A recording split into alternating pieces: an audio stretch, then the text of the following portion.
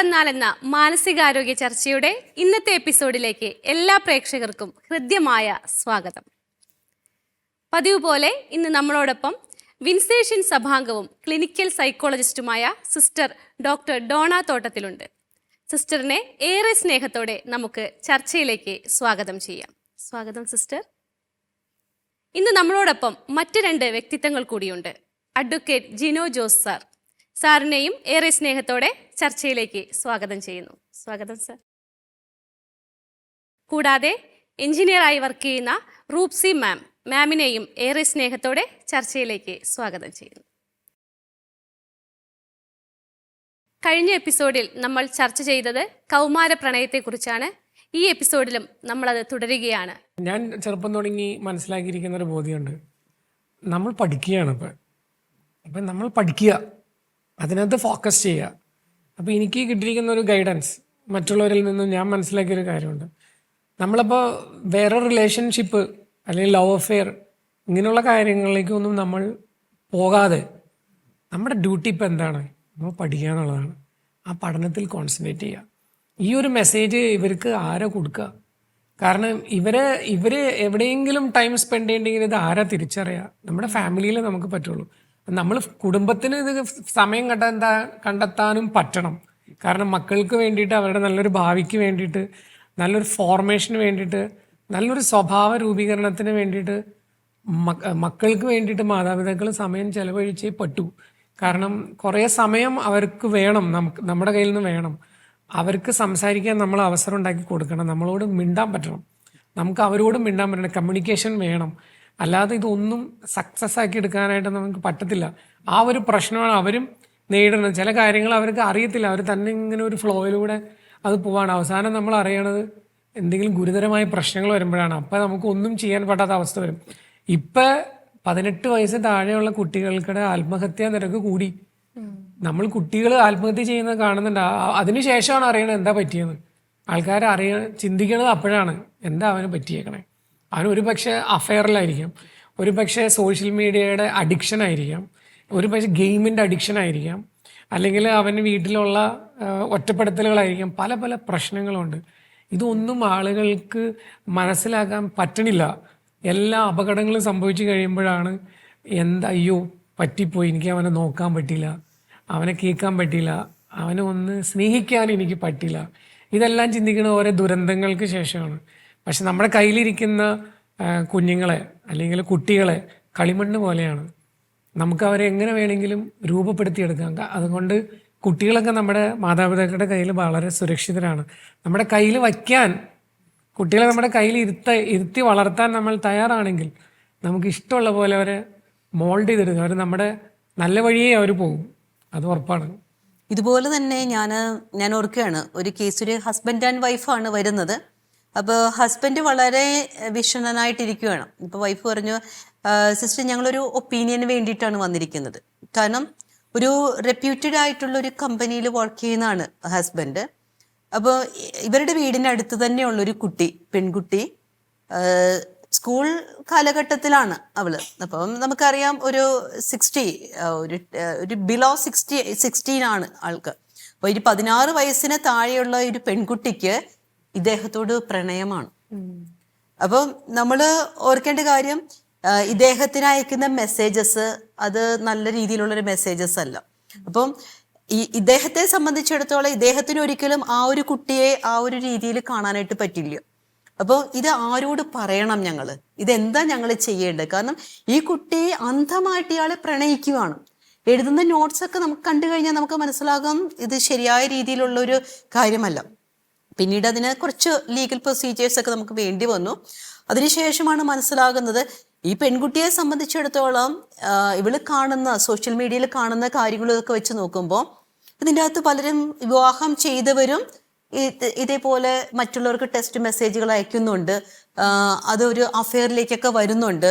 അപ്പോൾ പിന്നെ എനിക്ക് തോന്നി ആ ചേട്ടനും ഭയങ്കര ഹാൻസം ആണ്, എനിക്ക് കല്യാണമൊന്നും കഴിക്കാനൊന്നും വേണ്ടിയിട്ടല്ല, പക്ഷേ ആ ഒരു സമയത്ത് ഒരു പ്രണയം. അപ്പൊ നമ്മുടെ കുട്ടികളുടെയൊക്കെ ഒരു ആറ്റിറ്റ്യൂഡ് നമ്മൾ നോക്കണം. അപ്പം പ്രത്യേകിച്ച് ഇപ്പം മുതിർന്നവരാണ് അല്ലെങ്കിൽ ഏജിൽ ഇത്രമാത്രം ഡിഫറൻസ് ഉണ്ടെന്ന് പറഞ്ഞിട്ടൊന്നും കാര്യമില്ല. നമ്മുടെ കുട്ടികൾ ഇതുപോലെയൊക്കെ ഇപ്പോൾ കാണാനായിട്ട് തുടങ്ങിക്കഴിഞ്ഞു. അപ്പോൾ ഒരു പരിധിവരെയൊക്കെ ഇതിൻ്റെ അകത്ത് സോഷ്യൽ ഇൻഫ്ലുവൻസസ് ഉണ്ട്, ഇല്ലെന്ന് പറയാനായിട്ട് സാധിക്കില്ല. ഒരു ചോദ്യം ചോദിക്കട്ടെ. ഈ കൗമാര കുട്ടികൾ ഒരുപാട് വർഷങ്ങളായിട്ട് സിസ്റ്റർ കൗൺസിൽ ചെയ്തുകൊണ്ടിരിക്കുന്നതാണ്. ഒരുപാട് കുടുംബ പ്രശ്നങ്ങളും സിസ്റ്റർക്ക് അറിയാം. അപ്പോൾ സെക്സ് എഡ്യൂക്കേഷൻ്റെ ഒരു ഇമ്പോർട്ടൻസ്, കാരണം അവർക്ക് നമ്മൾ പറഞ്ഞല്ലോ ഒരു അവയർനെസ് ഇല്ല, അവർക്ക് അറിവില്ലാത്തതിൻ്റെ കുറവുകൾ അവർക്ക് ഉണ്ടാകാം. ഒരു കുടുംബത്തിൻ്റെ ഉള്ളിലുള്ള ഒരു സെക്സ് എഡ്യൂക്കേഷൻ്റെ ഇമ്പോർട്ടൻസ് എന്താണ്? ആ ഒരു അവയർനെസ് കൊടുക്കാത്തതിൻ്റെ എന്തെങ്കിലും ഭവിഷ്യത്തുകളുണ്ടോ? മാതാപിതാക്കൾക്ക് എങ്ങനെ മക്കൾക്ക് സെക്സ് എഡ്യൂക്കേഷൻ കൊടുക്കാം? അതിൻ്റെ ഒരു തലത്തെക്കുറിച്ച് സിസ്റ്ററിന് പറയാൻ പറ്റും?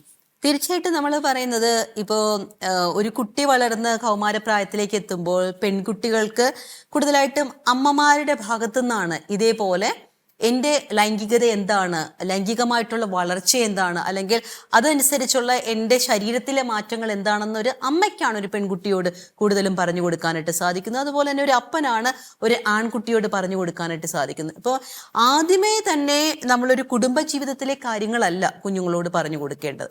അവരുടെ ശരീരത്തിൻ്റെ അവയവങ്ങളെക്കുറിച്ച്, ശരീരത്തിൻ്റെ അവയവങ്ങളുടെ പ്രവർത്തനങ്ങളെക്കുറിച്ച്, ഈ ശരീരത്തിൻ്റെ അവയവങ്ങളുടെ പ്രവർത്തനങ്ങളും തലച്ചോറിൻ്റെ പ്രവർത്തനങ്ങളും കൂടുമ്പോഴുണ്ടാകുന്ന വികാര പ്രവർത്തനങ്ങളെക്കുറിച്ച് ഈ ഒരു കാര്യത്തിലാണ് ആദ്യം നമ്മൾ ബേസിക് ആയിട്ടൊരു നോളജ് കൊടുക്കേണ്ടത്. അപ്പോൾ അവർക്ക് അവരുടെ ശരീരത്തെ ആദ്യമേ അംഗീകരിക്കാനായിട്ട് സാധിക്കണം. അപ്പം ഞാൻ എപ്പോഴും പറയും, ഒരു സെക്സ് എഡ്യൂക്കേഷൻ്റെ ആദ്യ ഭാഗം അവനവൻ്റെ ശരീരത്തെ, അവനവൻ്റെ ഐഡന്റിറ്റിയെ അംഗീകരിക്കുകയാണ്. അപ്പം എനിക്കിങ്ങനെ ഒരു കാര്യം ഉണ്ടാകാം, ചാൻസ് ഉണ്ട്, പക്ഷേ ഇങ്ങനെ ഉണ്ടാകുന്ന മാറ്റങ്ങൾ സ്ഥായിയായിട്ട് ചിലപ്പോൾ നിലനിൽക്കണമെന്നില്ല. അപ്പൊ ഈ ഒരു കാര്യം, അല്ലെങ്കിൽ ചില കാര്യങ്ങൾ കൂടുതൽ പ്ലഷർ തരുന്നതാണ്, പക്ഷെ ആ ഒരു പ്ലഷർ തരുന്ന കാര്യങ്ങളെ നമ്മൾ ഏറ്റെടുക്കുമ്പോൾ നമുക്ക് ഉണ്ടാകേണ്ട ഉത്തരവാദിത്വങ്ങളുണ്ട്, അല്ലെങ്കിൽ നമ്മുടെ ബോഡിയിൽ ഉണ്ടാകുന്ന മച്യൂരിറ്റി ഉണ്ട്. അപ്പൊ അതിന് വേണ്ടിയിട്ട് കാത്തു നിൽക്കേണ്ടതായിട്ടുണ്ട്. അപ്പൊ ഈ ഒരു രീതിയിൽ ഇപ്പോഴത്തെ ഒരു സിറ്റുവേഷനിൽ എല്ലാം ഒരു ഇൻസ്റ്റന്റ് ഗ്രാറ്റിഫിക്കേഷനാണ് കുട്ടികൾക്ക് വേണ്ടത്. അപ്പൊ കുട്ടികൾ ഏതെങ്കിലും ഒരു കാര്യം, പ്രത്യേകിച്ച് ഈ റൊമാൻറ്റിക് അഫെയറുകൾ അല്ലെങ്കിൽ ഒരു റൊമാൻറ്റിക് ആൻഡ് സെക്ഷുവൽ കാര്യങ്ങളെ കുറിച്ചൊക്കെ കേട്ട് കഴിയുമ്പോഴത്തേക്ക് കുട്ടികളെ സംബന്ധിച്ചിടത്തോളം that is very pleasure seeking events. അപ്പൊ ഇവർക്ക് ഇതെന്താണെന്നൊന്ന് അറിയണം, ഇതെന്താണെന്നൊന്ന് ഇത് എക്സ്പീരിയൻസ് ചെയ്യണം. ആ ഒരു രീതിയിലാണ് ഈ കുഞ്ഞുങ്ങൾ നിൽക്കുന്നത്. അപ്പോൾ അവിടെ ഇതിന് ഓരോന്നിനും നമ്മുടെ ഒരു ക്രൊണോളജിക്കലായിട്ടുള്ള മച്യൂരിറ്റിയിലേക്ക് വരേണ്ടതിന്റെ കാര്യങ്ങൾ പറഞ്ഞു കൊടുക്കേണ്ടതായിട്ടുണ്ട്, ഇതിന്റെ ദൂഷ്യഫലങ്ങൾ പറഞ്ഞു കൊടുക്കേണ്ടതായിട്ടുണ്ട്. ഗുഡ്നസ് ടി വി പ്രേക്ഷകർക്ക് ഒരു സന്തോഷ വാർത്ത. ഗുഡ്നസ് ടെലിവിഷൻ ഇനി മുതൽ സാറ്റലൈറ്റിൽ മാത്രമല്ല OTT പ്ലാറ്റ്ഫോമിലും ലഭ്യമാണ്. ഇനി മുതൽ OTT പ്ലാറ്റ്ഫോമായ ഗൂഗിൾ ടിവിയിൽ ഗുഡ്നസ് ടെലിവിഷൻ ലഭ്യമാകുന്നു.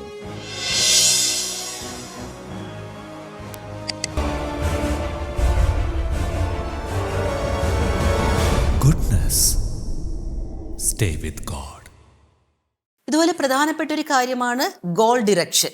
നമ്മുടെ ജീവിതം എന്താണ്, ജീവിതത്തിന്റെ പ്രാധാന്യം എന്താണ്? നമ്മുടെ ഓരോരുത്തരുടെയും ജീവിതത്തിന്മേൽ ദൈവത്തിന് ഒരു പദ്ധതിയുണ്ട്. അപ്പോൾ ആ ഒരു പദ്ധതിയെ രൂപീകരിക്കുവാനും ആ പദ്ധതി അതിൻ്റെ കംപ്ലീഷനിലേക്ക് കൊണ്ടുവരുവാനും വേണ്ടിയിട്ടുള്ളൊരു ഉപകരണമാണ്. അപ്പോൾ ഒരു കുടുംബ ജീവിതത്തിലേക്ക് പ്രവേശിക്കുമ്പോഴാണ് ആ ദൈവത്തിൻ്റെ ഒരു അതായത് ഒരു കുടുംബം മുന്നോട്ട് കൊണ്ടുപോകുവാനുള്ള മക്കൾക്ക് ജന്മം നൽകാനുള്ള ഒരു ഉത്തരവാദിത്വം നമുക്ക് കിട്ടുന്നത്. അപ്പോൾ എല്ലാത്തിനും ഒരു നിയമവും ചട്ടവും അല്ലെങ്കിൽ ഒരു ചട്ടക്കൂട് ഉണ്ട് എന്നുള്ളതും അതിനെ മനസ്സിലാക്കിക്കുന്ന രീതിയിലും വേണം നമ്മൾ ഈ ഒരു എഡ്യൂക്കേഷൻ കൊടുക്കാൻ വേണ്ടിയിട്ട്. അതിപ്പോൾ ഓൾ ഓഫ് എ സഡൻ ഒരു ബുക്ക് വാങ്ങിച്ചിട്ട് നമ്മൾ പഠിച്ചോ എന്ന് പറഞ്ഞു കൊടുത്ത് ശരിയാവില്ല. പിന്നെ നമ്മൾ പ്രത്യേകം ശ്രദ്ധിക്കേണ്ട ഒരു കാര്യമാണ്, നമ്മുടെ കുഞ്ഞുങ്ങൾ പ്രത്യേകിച്ച് കൗമാരപ്രായത്തിലൊക്കെ എത്തിക്കഴിയുമ്പോഴത്തേക്കും കുട്ടികൾക്ക് പലതരത്തിലുള്ള സംശയങ്ങളുണ്ടാകും. അപ്പൊ ഈ സംശയങ്ങളുമായിട്ട് അവർ വരുമ്പോൾ നീ ഇതെവിടുന്ന് പഠിച്ചു, എന്നെ ആ കുട്ടി പറഞ്ഞു തന്നാണോ, ഇനി മേലെ ആ കുട്ടിയോട് കൂട്ടുകൂടരുത്. അപ്പൊ ഇങ്ങനെയുള്ള റെസ്ട്രിക്ഷൻസ് അവരെ സംബന്ധിച്ചിടത്തോളം എൻ്റെ അമ്മ അല്ലെങ്കിൽ എൻ്റെ അപ്പൻ ഇതൊന്നും അംഗീകരിക്കില്ല എന്നൊരു രീതിയിലേക്ക് വരും. അപ്പൊ അതല്ല, ഇതിനെ നമുക്ക് തുറന്നു പറയാൻ പറ്റുന്നൊരു സാഹചര്യമാണ് ഓക്കെ. പിന്നെ അതിന് ഓപ്പണായിട്ട് പറയണോ, എത്രമാത്രം ട്രാൻസ്പെറൻസി കൊടുക്കണം, അല്ലെങ്കിൽ അതിന് ചില രഹസ്യാത്മകതകൾ ഉണ്ടോ എന്നുള്ളതും കുടുംബത്തിൽ തന്നെയാണ് ചെയ്യേണ്ടത്. ഒരു അറ്റാച്ച്മെന്റിന്റെ ഒരു പ്രശ്നം വരുന്നുണ്ട്. കാരണം ഇപ്പൊ സിസ്റ്റർ നേരത്തെ പറഞ്ഞല്ലോ, പെൺകുട്ടികൾക്കാണെങ്കിൽ അമ്മ അത് പറഞ്ഞു കൊടുക്കണം, സെക്സ് എഡ്യൂക്കേഷൻ കൊടുക്കണം. ആൺകുട്ടികൾക്കാണെങ്കിൽ അപ്പം കൊടുക്കണം. ഇപ്പം സിസ്റ്റർ ഒരുപാട് കൗൺസിലിങ്ങുകൾ കണ്ടിരിക്കുന്നു. അത് നടക്കുന്നുണ്ടോ? പാരൻസ് കൊടുക്കുന്നുണ്ടോ? അവർക്ക് നാണമാണോ മടിയാണോ? ഈ മാതാപിതാക്കൾക്ക് മക്കളുമായിട്ട് ആ ഒരു ഇമോഷണൽ കണക്ഷൻ ഉണ്ടോ? ആ ഒരു ഓപ്പൺനെസ് കിട്ടുന്നുണ്ടോ? മാതാപിതാക്കൾക്ക് എങ്ങനെയാണ് ഇത് കൊടുക്കേണ്ടതെന്ന് അറിയില്ല അല്ലേ? അതുകൊണ്ട് പിന്നെ ഈ ക്വാളിറ്റി ടൈം നമുക്ക് കുറഞ്ഞു. അപ്പൊ അതെ, അതെ. ശരിക്കും വേഗതയേറിയ ഒരു ജീവിതത്തിലാണ് നമ്മൾ പോയിക്കൊണ്ടിരിക്കുന്നത്. അപ്പൊ ഇങ്ങനെ ഒരു എല്ലാവരും ഒരു ഇൻസ്റ്റന്റ് ഗ്രാറ്റിഫിക്കേഷൻ ആണ്. അതായത് കുറഞ്ഞ സമയത്തിനുള്ളിൽ കൂടുതൽ ഫലപ്രദമായിട്ട് എങ്ങനെ കാര്യങ്ങൾ ചെയ്യാനായിട്ട് സാധിക്കും. ബിസിയാണ്. പിന്നെ എല്ലാവരും ഒരു സന്തോഷത്തിന്റെ ഒരു പ്ലഷർ സീക്കിംഗ് ഫിനോമിനയാന്ന് നമ്മൾ പറയും. അത് എല്ലാവർക്കും കിട്ടേണ്ടത് സന്തോഷം, ഒരു ഉത്സവ പ്രതീതി എപ്പോഴും ഉണ്ടാവുക. ആ ഒരു രീതിയിലാണ് ജീവിച്ചു പോകുന്നത്. അപ്പൊ ഈ ഒരു lack of quality time spending with family members അത് വളരെ പ്രധാനപ്പെട്ട ഒരു കാര്യമാണ്. അത് വരുന്നുണ്ട്. അപ്പൊ കുട്ടികളുടെ കൂടെ ഇരിക്കാനായിട്ട് ഈ പറഞ്ഞ ഒരു അറ്റാച്ച്മെന്റ് ഒക്കെ, അപ്പൊ മക്കളെ സംബന്ധിച്ചിടത്തോളം സ്നേഹിക്കപ്പെടാനുള്ള ഒരു തീവ്രമായ അഭിലാഷം ഉണ്ടാവുന്ന ഒരു കാലഘട്ടമാണ് ഈ ഒരു പ്രത്യേകിച്ച് കൗമാര കാലഘട്ടം എന്ന് പറയുന്നത്. അപ്പോൾ അവർക്ക് നമ്മുടെ വീട്ടില് അതിൻ്റെതായിട്ടൊരു സ്ഥാനം കൊടുക്കുന്നു, സ്നേഹം കൊടുക്കുന്നു, അവർ പറയുന്നത് നമ്മൾ കേൾക്കുന്നു, അവരുടെ സംശയങ്ങൾ ഇനി മേലെ അതുപോലത്തെ കാര്യം ചോദിച്ചേക്കരുത് എന്നൊക്കെ പറഞ്ഞു വിടുമ്പോൾ ഇവരുടെ സംശയങ്ങൾ അവിടെ നിൽക്കുകയാണ്. അപ്പൊ അങ്ങനെയുള്ള ചില കാര്യങ്ങളിലേക്ക് നമ്മൾ പോവുക. ഇനി ഇതേപോലെയുള്ള ചില കൗമാരത്തിലെ പ്രണയ കാര്യങ്ങളൊക്കെ ആയിട്ടൊക്കെ വന്നു കഴിഞ്ഞാലും അതിനെ ഒന്ന് വേണ്ട രീതിയിൽ പറഞ്ഞു കൊടുക്കാനായിട്ട്, കാരണം ഒരു ഗോൾ ഡിറക്ഷൻ അതിലേക്ക് കൊണ്ടുപോകാനായിട്ട്, ഇനി അതിലെ അവർ പോകുന്നുണ്ടോ എന്ന് ശ്രദ്ധിക്കാനായിട്ടൊക്കെ നമ്മൾ കൂടുതൽ പ്രത്യേകിച്ച് മാതാപിതാക്കൾ കൂടുതൽ സമയം കണ്ടെത്തണം. പിന്നെ ഇതിനേക്കാളൊക്കെ ഉപരിയായിട്ട് ഞാൻ പറയുന്നൊരു കാര്യം, പലപ്പോഴും നമ്മുടെ കുഞ്ഞുങ്ങൾ നടക്കുന്ന വഴികള് മാതാപിതാക്കൾ അവർക്ക് പോലും അജ്ഞാതമാണ്. കുട്ടികൾക്ക് പോലും ഞാനിത് എതിലേ പോകുന്നേ എന്ന് മനസ്സിലാക്കാൻ പറ്റുന്നില്ല. അപ്പൊ അവിടെയൊക്കെയാണ് ഒരു ഡിവൈൻ പ്രൊവിഡൻസ്, ഒരു ദൈവാശ്രയ ബോധം കുഞ്ഞുങ്ങളുടെ മനസ്സിലേക്കാണെങ്കിലും എൻ്റെ ദൈവം എന്നെ കാക്കും, എൻ്റെ ദൈവം എൻ്റെ ജീവിത വിശുദ്ധിയിൽ എന്നെ കാത്തു പരിപാലിക്കും, അല്ലെങ്കിൽ എൻ്റെ അച്ഛനും അമ്മയും ഇപ്പോൾ ഒന്നും കാണാനില്ലെങ്കിലും എൻ്റെ ദൈവം എന്നെ കാണുന്നുണ്ട്. അപ്പം ഒരു ശിക്ഷിക്കുന്ന ദൈവത്തെക്കാൾ ഉപരിയായിട്ട് സ്നേഹിക്കുന്ന ഒരു ദൈവത്തെ തെറ്റുതിരുത്തി കയറി ചെല്ലാൻ പറ്റുന്ന, അങ്ങനെ ചെല്ലുമ്പോൾ നമ്മളെ മാറോണണയ്ക്കുന്ന ഒരു ദൈവത്തെ കാണിച്ചു കൊടുക്കാനായിട്ട് മാതാപിതാക്കൾ ശ്രമിക്കുകയാണെങ്കിൽ എനിക്ക് തോന്നുന്നു കുറേയൊക്കെ നമ്മുടെ കൗമാരപ്രായക്കാരെ നമുക്ക് പിടിച്ചു നിർത്താനായിട്ട് സാധിക്കും. ഇതാ ഗുഡ്നസ് ടി വി അഭിമാനത്തോടെ പ്രേക്ഷകർക്ക് മുമ്പിൽ സമർപ്പിക്കുന്നു Goodness T V in OTT platform. ഇനി മുതൽ OTT പ്ലാറ്റ്ഫോമായ ആപ്പിൾ ടിവിയിൽ ഗുഡ്നസ് ടെലിവിഷൻ ലഭ്യമാകുന്നു.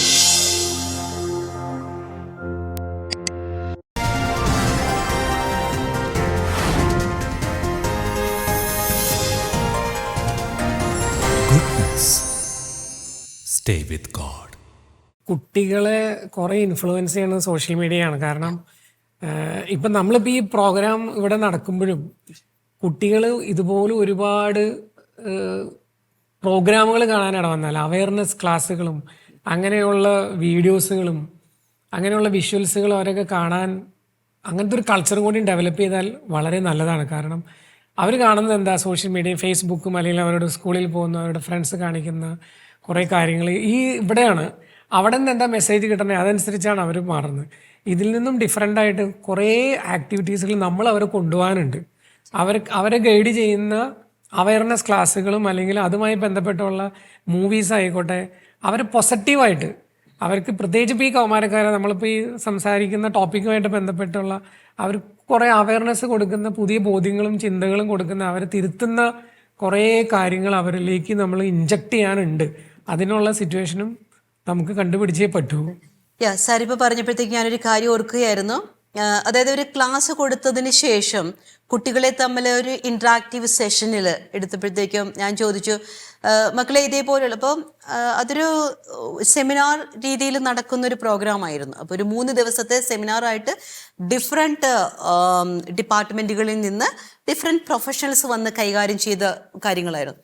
അപ്പോൾ ഞാൻ ലാസ്റ്റ് അതിൻ്റെ ഒരു ഇൻട്രാക്റ്റീവ് സെഷൻ ലീഡ് ചെയ്തപ്പോഴത്തേക്കും ഞാൻ ചോദിച്ചു, മക്കളെ ഇന്ന വിഷയങ്ങൾ, അപ്പോൾ അവർ പൊളിറ്റിക്സ്, അതുപോലെ തന്നെ ലോ ആൻഡ് ഓർഡർ, മാനസിക ആരോഗ്യം, ഫിസിയോളജിക്കൽ ആയിട്ടുള്ള അവരുടെ ആരോഗ്യം, അപ്പോൾ ആ ഒരു രീതിയിലെല്ലാം തന്നെ ഓൾമോസ്റ്റ് കുറേ വിഷയങ്ങൾ അവർ കവറപ്പ് ചെയ്തു. അപ്പം ഞാൻ ചോദിച്ചാൽ എന്താ നിങ്ങൾക്ക് മനസ്സിലായത്? അപ്പോൾ ഈ കൗമാരപ്രായത്തിലുള്ള കുട്ടികളാണെങ്കിൽ അവർ പറയുന്നത്, സിസ്റ്റർ ഇതൊക്കെ കേൾക്കുമ്പോൾ കൂടുതലും ഞങ്ങൾക്ക് ചിലപ്പോൾ അതിനോട് കൂടുതൽ ആഭിമുഖ്യം തോന്നുകയാണ്. അതായത് ഇപ്പോൾ ഒരു ഡ്രഗ്സിൻ്റെ ക്ലാസ് എടുത്തു കഴിയുമ്പോൾ, അതായത് ലഹരി പദാർത്ഥത്തിൽ നിന്ന് നിങ്ങൾ വിമുക്തരാവണം, ലഹരി ജീവിതത്തിലേക്ക് പോകരുതെന്ന് പറയുമ്പോൾ ഞങ്ങളുടെ മനസ്സ് ഇനി അടുത്ത ലഹരി ഏതാണ്? അപ്പൊ അവര് പറഞ്ഞു തരുന്ന അവരുടെ സ്ക്രീനില് ബാക്കി എന്തൊക്കെ കണ്ടു, ഓ ഇത് ഞങ്ങൾ കണ്ടിട്ടില്ലല്ലോ, ആ സാധനം എങ്ങനെയിരിക്കും? സോ അങ്ങനത്തെ ഒരു ചിന്ത വരുന്നു. കൗമാര പ്രണയത്തെ കുറിച്ച് പറയുമ്പോഴത്തേക്കും ചിലപ്പോ അടുത്തിരിക്കുന്നവൻ പറയാം, എടാ ഞാൻ ഡെസ്പ് അതെന്നാ, ഓ എനിക്ക് സെറ്റപ്പ് ഒന്നും ആയിട്ടില്ല. അപ്പൊ ക്ലാസ് എടുക്കുന്നത് എന്താണ്, ഇവര് മനസ്സിലാക്കുന്നത് എന്താണ്? ഇങ്ങനെ ഒരു കോൺട്രഡിക്ഷൻ നമ്മുടെ കുഞ്ഞുങ്ങളുടെ ഇടയിലൊക്കെ വരുന്നുണ്ടെന്ന് ഞാൻ പറയുകയായിരുന്നു. കാരണം ഇന്ററാക്റ്റീവ് സെഷനിലൊക്കെ ഇത് രസകരമായിട്ട് അവര് അവതരിപ്പിക്കും. അപ്പം എന്തു തന്നെ ആയാലും എനിക്ക് തോന്നുന്നു നമ്മുടെ പ്രേക്ഷകരെ സംബന്ധിച്ചിടത്തോളം, അവിടെ നമ്മുടെ കൗമാരപ്രായക്കാരായ പ്രേക്ഷകരെ സംബന്ധിച്ചിടത്തോളം നമുക്ക് പറയാനുള്ള ഒരു മെസ്സേജ് എന്ന് പറഞ്ഞു കഴിഞ്ഞാൽ, ഈ ഒരു പ്രായത്തിൽ നിങ്ങളുടെ ശാരീരികമായ വൈകാരികമായിട്ടുള്ള നിങ്ങളുടെ സൈക്കോളജിക്കലായിട്ടുള്ള ഒരു വളർച്ചയുടെ ഭാഗമാണ് നിങ്ങൾക്കൊരു ഇൻറ്റിമസിക്ക് വേണ്ടിയിട്ടുള്ളൊരു ത്രൈവ് എന്ന് പറയുന്നത്. അപ്പോൾ ഈ ഒരു ത്രൈവിനെ നിങ്ങൾ ആ ഒരു കാലഘട്ടത്തിൽ ഉണ്ടാകുന്ന നിങ്ങളുടെ വ്യതിയാനം എന്ന് മനസ്സിലാക്കുക. പക്ഷേ ഒരു ജീവിത പങ്കാളിക്കോ അല്ലെങ്കിൽ ഒരു ലൈംഗിക ആസ്വാദനത്തിനോ ഉള്ളൊരു സമയം നിങ്ങൾക്ക് ആയിട്ടില്ല. അതിന് ഫിസിയോളജിക്കലി നിങ്ങൾ മച്ചുറാകേണ്ടിയിരിക്കുന്നു, സൈക്കോളജിക്കലി നിങ്ങൾക്കൊരു മച്യൂരിറ്റി വരേണ്ടതായിരിക്കുന്നു, ഇമോഷണലി ആകേണ്ടതായിരിക്കുന്നു. അപ്പോൾ നമ്മൾ ഒരിക്കലും ഒരു ടോക്സിക് റിലേഷൻഷിപ്പിൽ പെട്ട് നിങ്ങളുടെ വ്യക്തിത്വം വികലമാകാതിരിക്കുവാനായിട്ട് ശ്രദ്ധിക്കുക. മനം തുറന്നാലെന്ന മാനസികാരോഗ്യ ചർച്ചയുടെ ഇന്നത്തെ എപ്പിസോഡ് ഇവിടെ അവസാനിക്കുകയാണ്. ചർച്ചയിൽ പങ്കെടുത്ത സിസ്റ്റർ ഡോക്ടർ ഡോണ തോട്ടത്തിലിന് ഏറെ സ്നേഹത്തോടെ നന്ദി അറിയിക്കുന്നു. ഇന്നത്തെ ചർച്ചയിൽ പങ്കെടുത്ത അഡ്വക്കേറ്റ് ജിനൂസ് ജോസ് സാറിനും അതേപോലെ റൂപ്സി മാമിനും ഏറെ സ്നേഹത്തോടെ നന്ദി അറിയിക്കുന്നു. അടുത്ത ആഴ്ച ഇതേ ദിവസം പുതിയൊരു വിഷയവുമായി കണ്ടുമുട്ടാം എന്ന പ്രതീക്ഷയോടെ പ്രാർത്ഥനയോടെ ഏവർക്കും നന്ദി.